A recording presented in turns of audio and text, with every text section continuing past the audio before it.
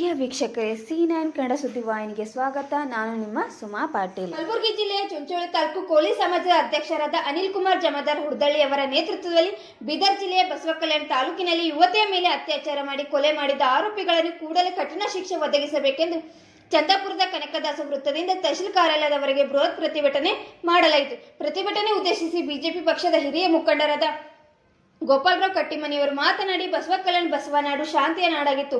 ಆ ಬಸವನಾಡಿನಲ್ಲಿ ಯುವತಿಯನ್ನು ಅತ್ಯಾಚಾರ ಮಾಡಿ ಕೊಲೆಗೈದ ಆರೋಪಿಗಳಿಗೆ ಕಠಿಣ ಶಿಕ್ಷೆಯನ್ನು ನೀಡಿ ಆರೋಪಿಗಳಿಗೆ ಗಲ್ಲಿಗೇರಿಸಬೇಕೆಂದು ಹೇಳಿದರು. ಪ್ರತಿಭಟನೆಯಲ್ಲಿ ಬೀದರ್ ಜಿಲ್ಲೆಯ ಕೋಲಿ ಸಮಾಜದ ಮುಖಂಡರಾದ ಜಗನ್ನಾಥ್ ಜಮಾದಾರ್, ಸಮಾಜದ ಮುಖಂಡರಾದ ಲಕ್ಷ್ಮಣ ಹೊಂಟಿ, ಶರಣು ನಾಟಿಕರ್, ವಿವಿಧ ಸಮಾಜದ ಮುಖಂಡರಾದ ಆರ್ ಗಣಪತರಾವ್, ಶರಣು ಪಾಟೀಲ್, ಮಾರುತಿ ಗಂಜಗಿರಿ, ಹನುಮಂತ್ ಪೂಜಾರಿ, ಅಭಿಷೇಕ್ ಮಲ್ಕನೂರ್ ಮತ್ತು ಅನೇಕ ವಿವಿಧ ಸಮಾಜದ ಮುಖಂಡರು ಪ್ರತಿಭಟನೆಯಲ್ಲಿ ಭಾಗಿಯಾಗಿದ್ದರು. ವರದಿಗಾರರು ನಾಗರಾಜ್ ಪಾಟೀಲ್, ಚುಂಚೋಳಿ. ಸರ್ಕಾರ ಕೈ ಚೆಲ್ಕೊಳ್ತಾ ಇದೆ, ತಾಕತ್ತಿಲ್ಲ ಅಂತ ಅವರನ್ನು ಉಂಟಾಡಿಸಬೇಕಂತಕ್ಕಂಥ ರೀತಿಯಲ್ಲಿ ಇವತ್ತು ಅನೇಕ ಬಾರಿ ಪ್ರತಿಭಟನೆ ಮಾಡಿದ್ರು ಕೂಡ ಸರ್ಕಾರ ಎಚ್ಚೆತ್ತುಕೊಳ್ಳುತ್ತಿಲ್ಲ. ಅದಕ್ಕಾಗಿ ಬರ್ತಕ್ಕಂಥ ದಿನಗಳಲ್ಲಿ ಕೇವಲ ಇವತ್ತು ಬಸವ ಕಲ್ಯಾಣದಲ್ಲಿ ನಡೆದಿರ್ತಕ್ಕಂಥ ಯುವತಿ ಅತ್ಯಾಚಾರವನ್ನು ಅತ್ಯಂತ ಉಗ್ರವಾಗಿ ನಾವೆಲ್ಲರೂ ಖಂಡಿಸಬೇಕಾಗುತ್ತೆ. ಈಗಾಗಲೇ ಸರ್ಕಾರದವರು ಸ್ನೇಹಿತರು ಹೇಳ್ತಾ ಇದ್ರು 4,18,000 ಕೊಟ್ಟರು. ಈ ಸರ್ಕಾರದಲ್ಲಿ ಒಂದು ಹೆಣ್ಣು ಮಗುವಿನ ಬೆಲೆ 4,18,000. ನಾವೆಲ್ಲರೂ ಪ್ರಶ್ನೆ ಮಾಡ್ಬೇಕು. ಇವತ್ತು 1 ಕೋಟಿ ಕೊಟ್ಟರು ಕೂಡ ಒಂದು ಹೆಣ್ಣು ಮಗು ಸಿಗ್ಲಿಕ್ಕೆ ಸಾಧ್ಯ ಇಲ್ಲ ಅಂತಕ್ಕಂಥದ್ದು ಇವತ್ತು ಸರ್ಕಾರದವರು ಮನವರಿಕೆ ಮಾಡ್ತಾರೆ.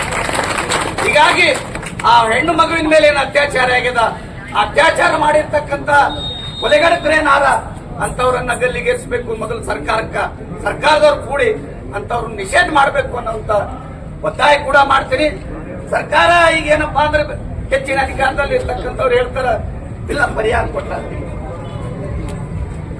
ನಾವು ಮಾಡ್ತೀವ್ರಿ, ನಿಮ್ಮ ಮೇಲೆ ಅತ್ಯಾಚಾರ ಮಾಡ್ತೀವಿ, ನಾವು 4 ಲಕ್ಷ 5 ಲಕ್ಷ ಕೊಡಿಸ್ತೀವಿ, ಸುಮ್ಮನಿರ್ತೀರ ಅಂದ್ರ ಹೆಣ್ಣಿನ ಬೆಲೆ ಗೊತ್ತಿಲ್ಲ ಈ ಸರ್ಕಾರದಲ್ಲಿ ಇರ್ತಕ್ಕಂಥ ಜನಪ್ರತಿನಿಧಿಗಳಿಗೆ.